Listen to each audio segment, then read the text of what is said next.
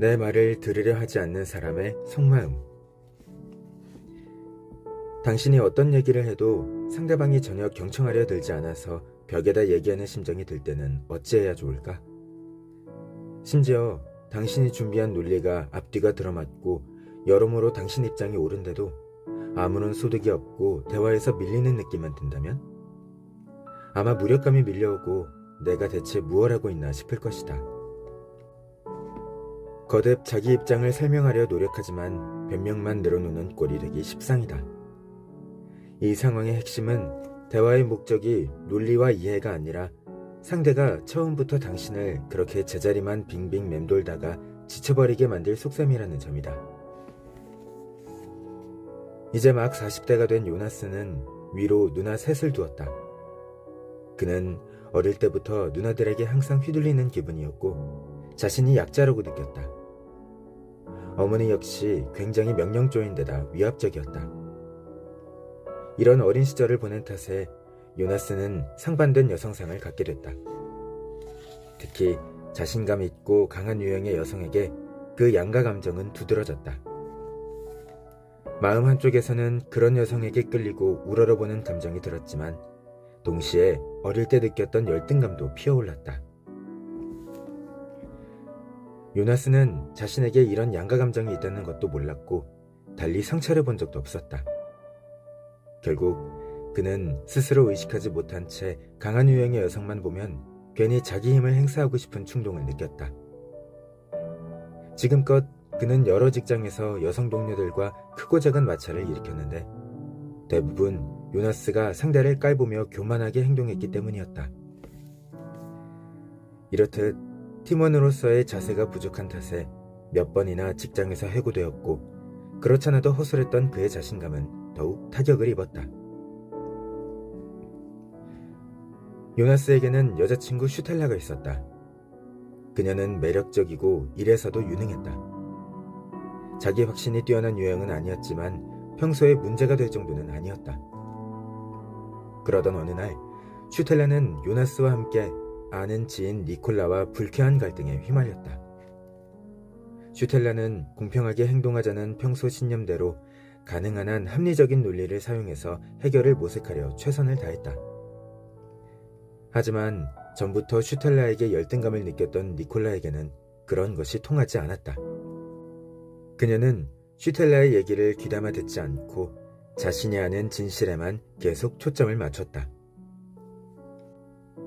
어느 날 길에서 요나스를 마주친 니콜라는 자신이 마음껏 각색한 사건 정황을 요나스에게 이야기했고 그는 그 말을 곧이곧대로 받아들였다.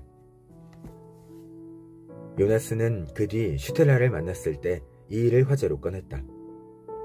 슈텔라는 당연히 오류를 바로잡으려 애썼다. 그녀는 줄곧 명확하고 납득할 만한 논리를 주장했을 뿐 아니라 몇 가지 증거도 확보해둔 참이었다. 니콜라와의 갈등에서 중요한 논쟁은 거의 이메일로 주고받았기 때문에 이것을 통해 누가 언제 어떻게 얘기했는지 다 입증할 수 있었다. 하지만 요나스는 슈텔라가 이야기하는 내내 못 믿겠다는 듯 입꼬리를 내린 채 팔짱을 끼고 있었다. 그 어떤 대목에서도 그녀를 믿는 듯한 기색을 보이지 않았다. 슈텔라는 증거로 이메일을 한번 읽어보라고 권했지만 그는 단번에 거절했다. 그럼에도 그녀는 얘기하고 또 얘기했다.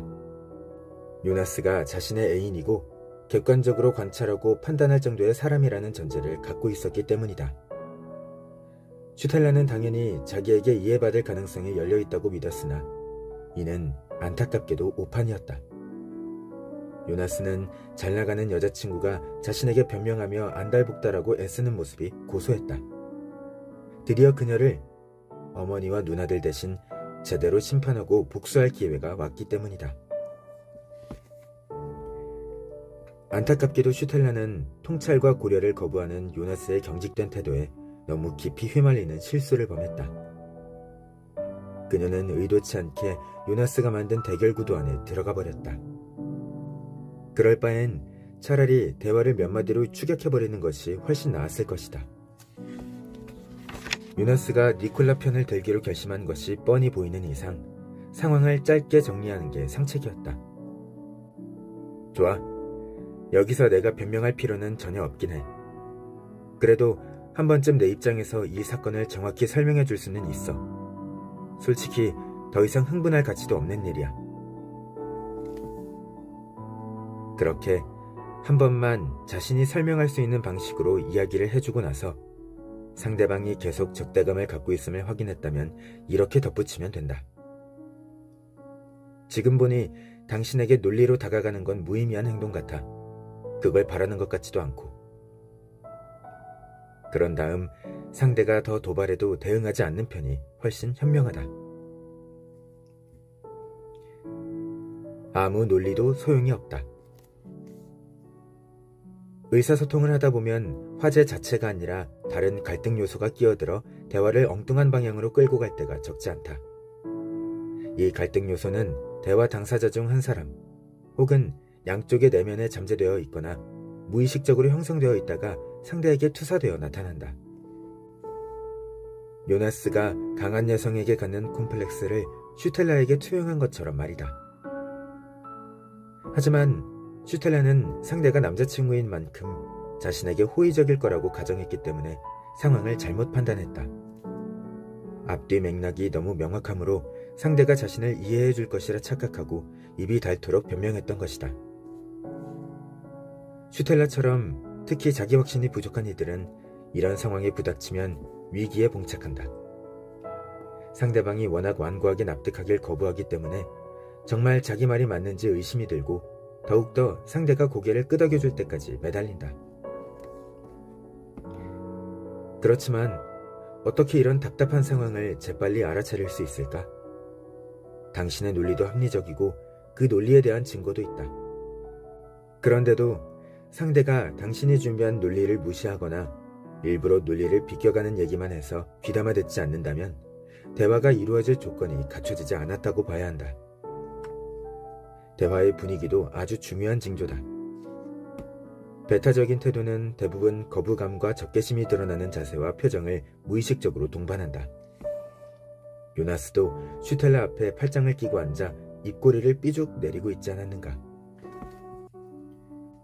보통 이런 상황에서만큼은 상대방이 친구도 무엇도 아니라는 사실을 빨리 알아차려야 한다. 게다가 상대방이 부당한지 당신이 부당한지도 판단하기 어렵지 않다. 상대가 당신이 제시한 논리와 근거를 약하게 만드는 구체적인 반대 논리를 펼치는지 확인만 하면 된다. 그냥 두루뭉술한 주장만 펼치고 있다면 계속 당신의 논리를 유지하고 입장을 고수해도 된다. 또 한 가지 명심할 점은 말은 간단히 하라는 것이다. 필요하다면 대화를 그냥 끝내도 좋다.